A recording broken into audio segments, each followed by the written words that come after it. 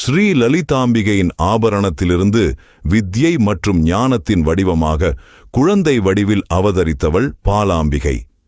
நிகரற்ற அழகுடன் குழந்தையாக காட்சி தந்தாலும் தைரியம் மற்றும் வீரத்தின் உருவமாகவும் போற்றப்படுகிறாள்.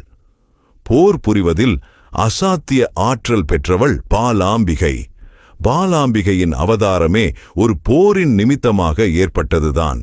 சிவபெருமானின் நெற்றிக்கண்ணால் சுட்டெரிக்கப்பட்ட மன்மதனின் சாம்பலிலிருந்து தோன்றியவன் பண்டாசுரன்.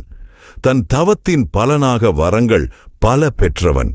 மேலும் பெண்ணின் கருவிலிருந்து தோன்றாத ஒரு பெண்ணால் மட்டுமே தன்னை அழிக்க முடியாது என்ற ஆணவத்தில் தேவர்கள் அனைவரும் ஸ்ரீலலிதாம்பிகையை சரணடைந்தனர். அவனுடைய கொடுமைகள் எல்லை மீறி போகவும் பண்டாசுரனின் கொடுமைகளிலிருந்து தேவர்களை காப்பாற்ற திருவுள்ளம் கொண்ட அம்பிகை தன்னுடைய ஆபரணத்திலிருந்து